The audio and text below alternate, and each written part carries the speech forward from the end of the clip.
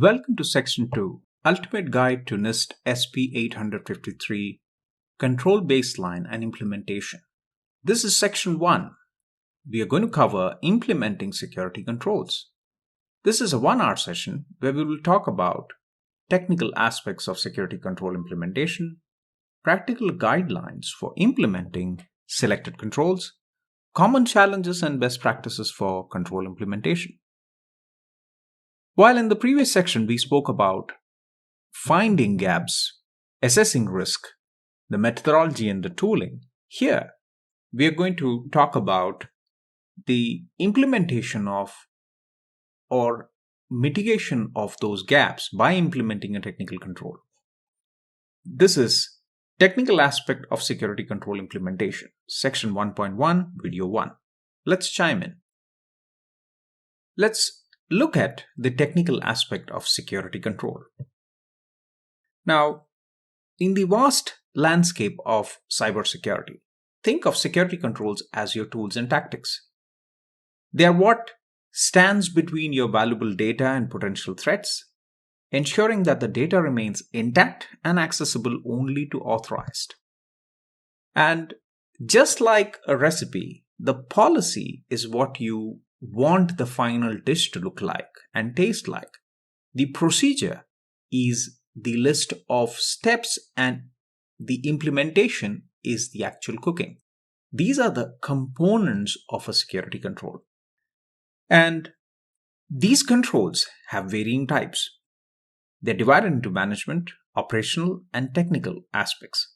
When you talk about management controls, they are like the strategy in the game, the big picture planning.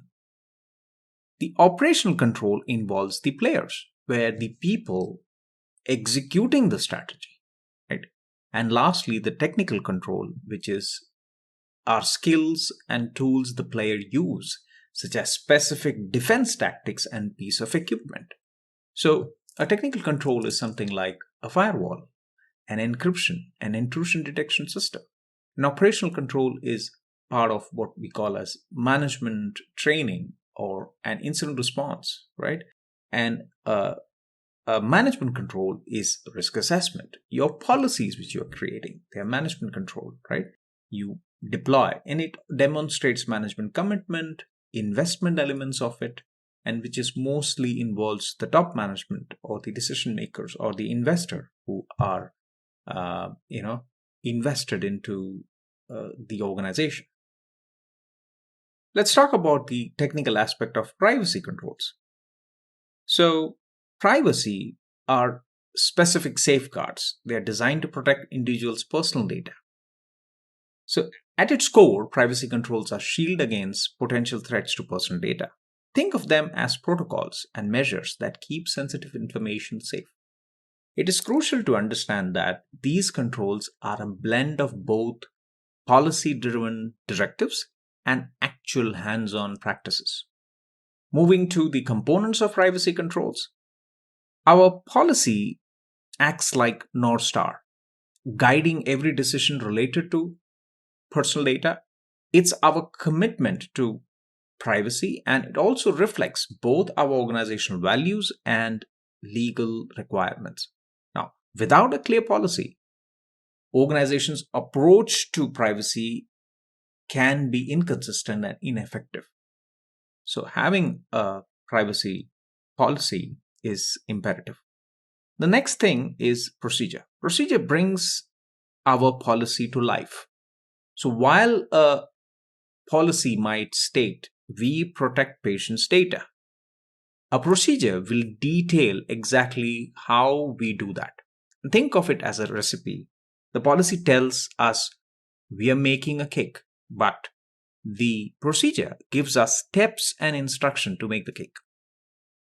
Lastly, the implementation piece. Now, this is where the rubber meets the road. It is one thing to say we value privacy, but implementation is about demonstrating that commitment. So the tool, softwares, methods, we are all part of this crucial component. It's about action, not just words. The last piece is type of privacy controls. So again, divided into management controls, where we talk about These are the top level controls focusing on an organization's broad approach to privacy. It's about oversight, governance, bigger picture. Consider them as strategy behind organization's privacy effort. The next is operational control. These are dealing with day to day operations. So, day to day, how are we ensuring privacy? Operational controls are about integrating privacy into organizations' routine processes, from how we collect the data to how we respond to breach. These controls keep organizations' daily operations in check. So, example, including data minimization techniques or access control or breach response procedure. The last piece is the technicality of it or the technical controls. These are technologies and tools employed to protect data. Examples are encryption, secure database, intrusion detection, so on and so forth, right? This is the technological backbone of privacy efforts. So it involves tools, softwares, and the systems that protect the data falling under this category. While policy might dictate what we should do, technical controls are about ensuring we can do it. Yeah. And examples are firewall, encryption, intrusion detection systems, so on and so forth. We spoke about what is what. Let's take a look with a practical example. So, a real world example, both I've picked one from the financial side and one from the healthcare side, where the bank's vault. Think of a vault in the bank. The bank has rules about who can access these vaults, which is policy. The process to access this vault, which is the procedure, and the physical measure like security guards and vault doors, which are implementation or action to those. Now, bank vault is a treasure of valuable items, much like information systems. To protect it, bank has a policy in place about who can access it. And they have a procedure to ensure that this rule is followed. And finally, they have a tangible measure to execute this procedure. And this trifect ensures that the bank's assets remain secure, and only who truly have access to these assets can, access or get that information which is required. Let's take a look at the medical records. So think of medical records at hospital. The hospital has rules about it. Who can view the patient's history, the process to retrieve and update that information, so on and so forth.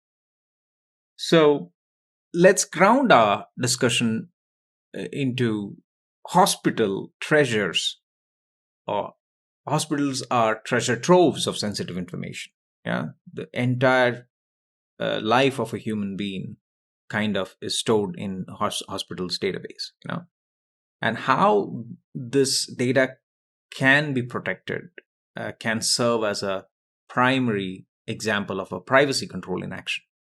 So, from a policy standpoint, it dictates access to the very technologies ensuring data encryption. The approach to privacy is multifaceted, right? So, it is important that these are considered while it is being taken. So, the hospital has guidelines to dictate who can view patients' medical history, ensuring only relevant professionals have access to it because they need to make certain decisions. So a doctor needs to have access if he's operating on a patient. If he's giving a medicine, he needs to have access to whether his age is 60, he's diabetic, what COVID vaccination, how much dosage, how much weight, all of these combinations needs to be accessed. Procedure. There are specific process on how a medical record can be retrieved, updated, shared. For instance, a doctor might need to input a unique code to access that record, which only doctors have. Again, it's the nurse who is, keeping a tab on vaccinations, the dosage, how it should be maintained, what temperature it should be kept so that it is, it doesn't expire before time. action or implementation, the hospital uses encrypted database to store patients' data. They might also have secure patient portal where individuals can view their own records. While we discussed about practical example of both privacy and security, let's get into key technical aspects of security. Now, to do all of these, there are certain process or to be followed. So to implement a key aspect, the first thing, so we saw if you want to implement a control, we do an assessment. The assessment has findings, and then the management decides or the customer decides to implement 5 of these findings because they are relevant to business and has greater impact on business. When we decide to implement them, there is a process to be followed. There is a baselining of the control. Now, baseline controls are foundation or standard set for security measures that serve as the starting point of an organization. So think of baseline control as the foundation of the house. Before adding any rooms or design elements, you need to have a solid baseline. So in a security control, in cybersecurity, these controls ensure that there is a basic level of security in place, which can be then built upon based on organizations' unique needs. Enhancement of these controls. So we implemented the basic or non-negotiable piece of it. Now, there is enhancement, there is additional measures or additional layers added to these baselines to address specific threats or specific requirements, and they provide increased robustness or depth to the security posture of the organization. So let's take into the house example. If baseline controls are foundation, enhancements are fortifying the wall, or advanced security systems you add for extra protection. Enhancements are crucial when dealing with high risk environments when standard measure might not be sufficient. Then you have inheritance of security controls. So inheritance is like moving from a furnished apartment. So amenities and features are already provided, and you might just need to bring or add a few of your own. So in a cybersecurity realm, especially with rise of cloud services, inheritance allows organizations to leverage the robust security infrastructure of larger provider while still maintaining flexibility. So, let's take an example of a startup company which is going. So there nowadays it's fairly easy. You don't have to set up bigger infrastructure. You need to pay as much you're using and then you go.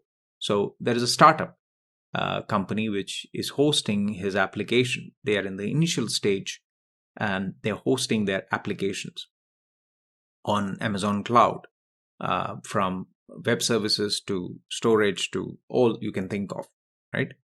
And the startup company's decision is to use AWS to renting the space in a highly secure building, right?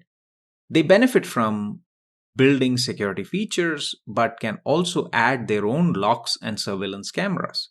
So this example underscores the importance of understanding inherited controls and knowing where and how to enhance them.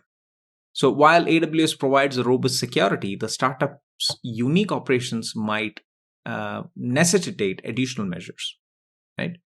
So you think of inherited controls. AWS provides a range of security measures like data encryptions, network firewall, multi-factor authentication. Think of enhancement. The startup adds its own layer of security. They say like specific access controls for different teams and additional logging and monitoring mechanism. Or if they want, they can bring in a third-party provider, host that third-party solution onto AWS, and then enhance it further as per their risk appetite.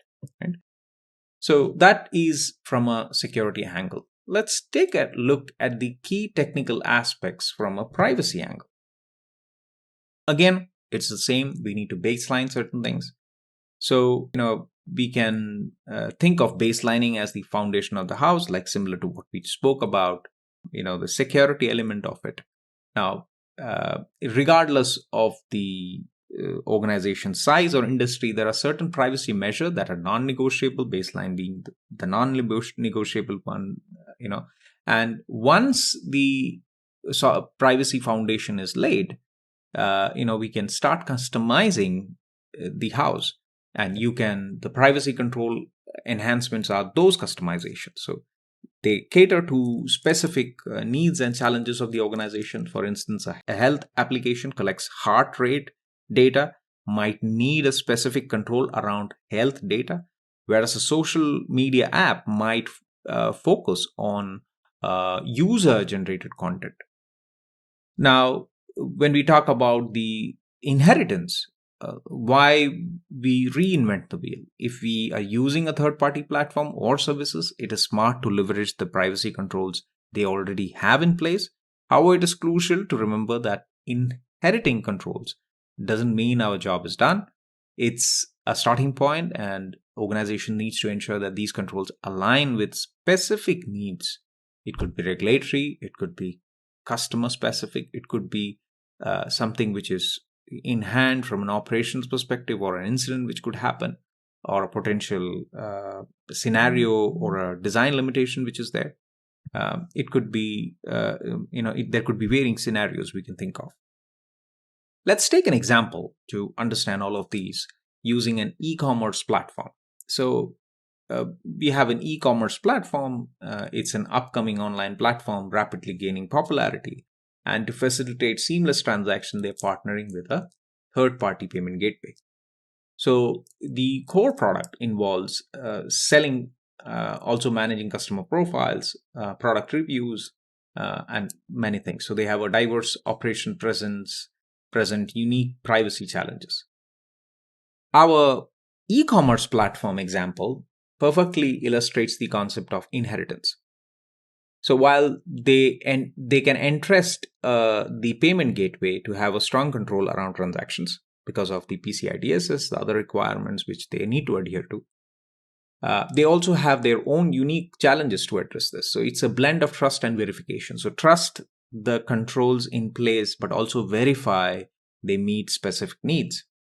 So, in the third-party payment gateway, a veteran in handling financial transaction already has stringent privacy controls, such as end-to-end encryption for a payment detail, tokenization of credit card information, or multi-factor authentication for a transaction, regular auditing and compliance check.